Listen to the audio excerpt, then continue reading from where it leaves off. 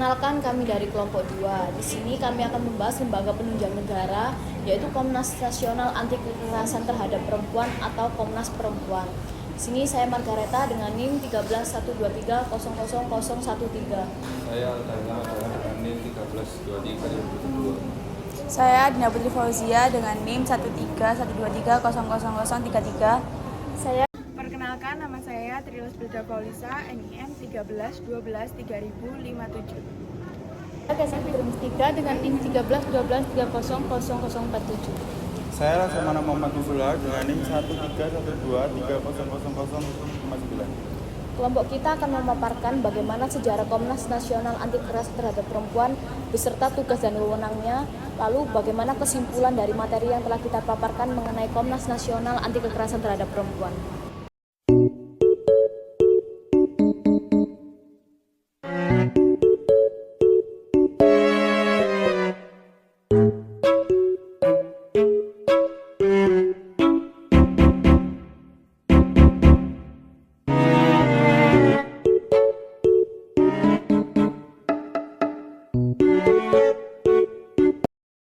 Saya akan menjelaskan bagaimana sejarah mengenai Komnas Nasional Anti Kekerasan Terhadap Perempuan atau yang disingkat dengan Komnas Perempuan.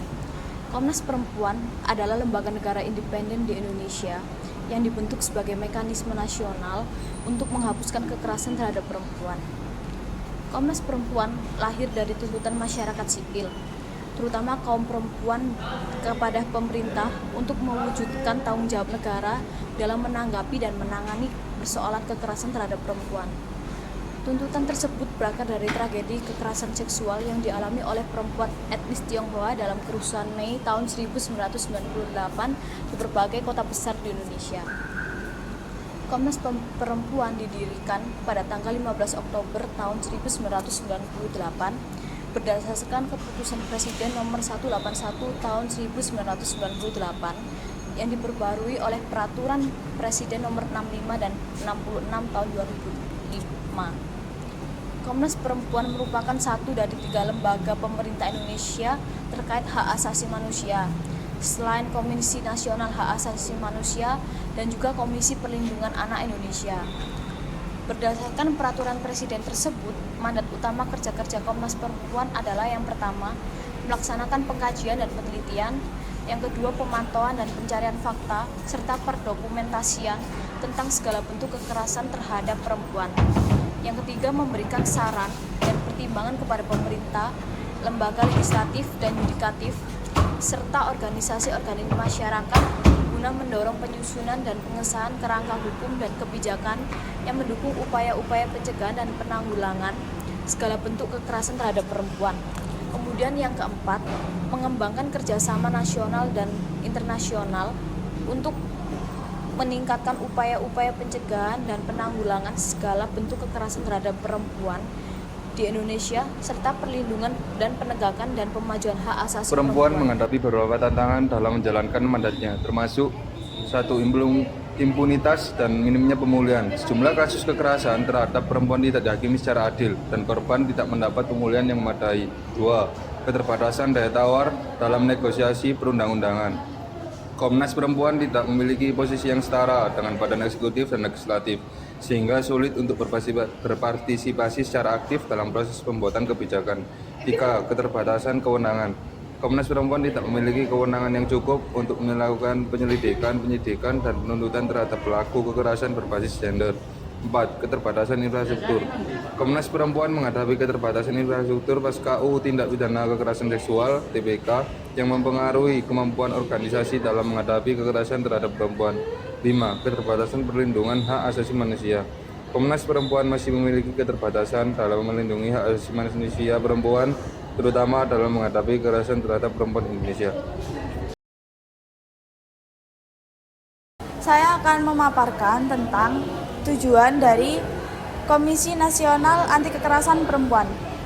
Yang pertama adalah mengembangkan kondisi yang kondusif bagi penghapusan segala bentuk kekerasan terhadap perempuan dan penegakan hak-hak asasi manusia perempuan di Indonesia. Yang kedua, meningkatkan upaya pencegahan dan penanggulangan segala bentuk kekerasan terhadap perempuan dan perlindungan hak-hak asasi perempuan. Tujuan yang ketiga yaitu mengadvokasi hak asasi perempuan dan memberikan perlindungan kepada korban kekerasan. Tujuan yang keempat adalah ikut serta dalam pembentukan kebijakan dan perubahan sosial untuk mewujudkan kondisi yang lebih adil dan aman bagi perempuan di Indonesia. Dan Komnas Perempuan juga memiliki beberapa fungsi strategis, yaitu seperti pemantau dan pelapor pelanggaran HAM berbasis gender, serta kondisi pemenuhan hak perempuan yang menjadi korban. Yang kedua ada Pusat Pengetahuan Hak Asasi Perempuan yang mencakup pengumpulan, penyimpanan, dan penyebarluasan informasi yang relevan. Yang ketiga yaitu pemicu perubahan dan perumusan kebijakan yang mendorong dan mendukung perumusan kebijakan terkait hak asasi perempuan. Yaitu dengan demikian, Komnas Perempuan berfungsi sebagai negara independen yang berfokus pada penegakan hak asasi manusia perempuan dan penghapusan kekerasan terhadap perempuan, juga perlindungan hak asasi perempuan.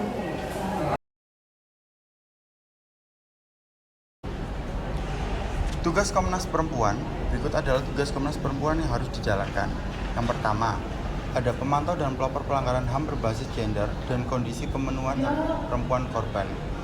Komnas Perempuan berfungsi sebagai pihak yang memantau dan melaporkan pelanggaran hak asasi manusia berbasis gender serta kondisi pemenuhan hak perempuan yang menjadi korban. Yang kedua, Pusat Pengetahuan Hak Asasi Perempuan. Komnas Perempuan berperan sebagai pusat pengetahuan atau research center tentang hak asasi perempuan. Hal ini mencakup aktivitas pengumpulan, penyimpanan, dan penyebarluasan informasi yang relevan untuk meningkatkan pemahaman dan kesadaran mengenai hak-hak perempuan. Yang ketiga, ada pemicu perubahan dan perumusan kebijakan. Fungsi Komnas Perempuan juga mencakup peran sebagai pemicu terdepan dalam perubahan yang mendorong dan mendukung perumusan kebijakan terkait hak asasi perempuan. Komnas Perempuan berperan aktif dalam mengidentifikasi dan merumuskan kebijakan yang mendukung perlindungan hak perempuan. Yang keempat, ada kerjasama dengan lembaga, negara, atau badan hukum lain. Dalam melaksanakan tugasnya, Komnas Perempuan dapat melakukan kerjasama dengan pihak-pihak lain yang dipandang perlu, baik nasional maupun internasional. Yang kelima, laporan berkala. Hasil pelaksanaan tugas Komnas Perempuan akan dilaporkan secara berkala kepada Presiden.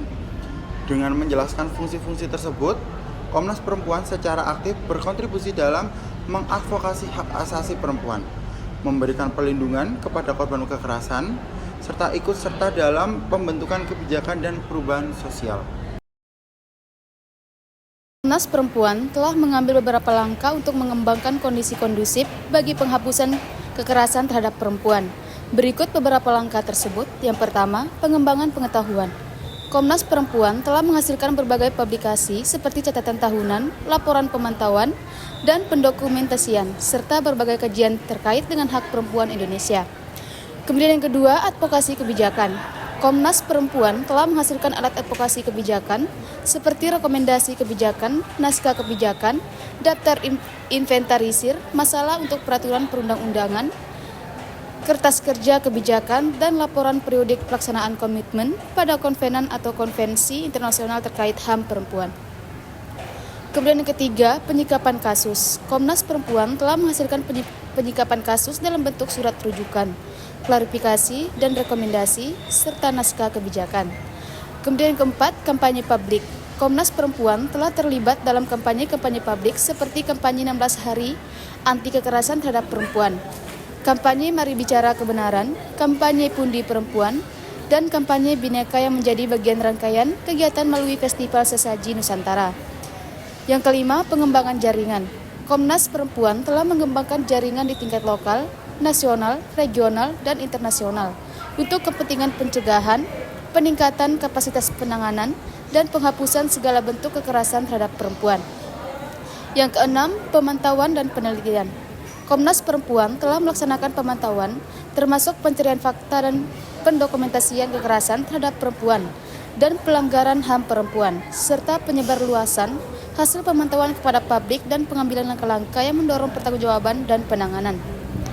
Kemudian yang ketujuh, kerjasama regional dan internasional. Komnas Perempuan telah mengembangkan kerjasama regional dan internasional untuk meningkatkan upaya pencegahan dan penanggulangan segala bentuk kekerasan terhadap perempuan Indonesia, serta perlindungan, penegakan, dan pemajuan hak-hak asasi perempuan. Dengan demikian, Komnas Perempuan telah mengembangkan berbagai langkah untuk mengembangkan kondisi kondusif bagi penghapusan kekerasan terhadap perempuan dan pemenuhan hak-hak asasi perempuan Indonesia. Apakah Lembaga Penunjang Negara Komisi Nasional Anti Kekerasan terhadap Perempuan masih bertahan di Indonesia hingga saat ini? Ya, Komisi Nasional Anti Kekerasan terhadap Perempuan, Komnas Perempuan, masih bertahan di Indonesia hingga saat ini. Lembaga ini dibentuk melalui keputusan Presiden nomor 181 tahun 1998 dan diperkuat dengan Peraturan Presiden nomor 65 tahun 2005. Komnas Perempuan memiliki mandat untuk menegakkan hak asasi manusia atau HAM perempuan Indonesia dan telah aktif dalam upaya pencegahan, penanggulangan, serta penghapusan kekerasan terhadap perempuan di tingkat lokal, nasional, regional, maupun internasional. Jadi, kesimpulan yang dapat kita ambil dari paparan materi mengenai Komisi Nasional Anti Kekerasan terhadap Perempuan atau Komnas Perempuan, yaitu Komnas Perempuan adalah negara yang independen penegak hak asasi manusia perempuan di Indonesia, dibentuk melalui keputusan Presiden nomor 181 tahun 1998. Komnas Perempuan memiliki visi terwujudnya bangunan dan konsekuensi nasional untuk pembaruan pencegahan kekerasan terhadap perempuan, pelindungan perempuan, dan pemulihan bagi perempuan korban kekerasan. Misi Komnas Perempuan meliputi menyebarluaskan pemahaman atas segala kekerasan terhadap perempuan, melaksanakan pengkajian dan penelitian terhadap peraturan perundang-undangan, serta mengembangkan dan meneguhkan mekanisme HAM untuk menghapus kekerasan terhadap perempuan di tingkat lokal, nasional, kawasan, maupun internasional. Terima kasih. Dan paparan materi dari kelompok 2 mengenai Komnas Nasional Anti Kekerasan terhadap Perempuan. Sekian dan terima kasih.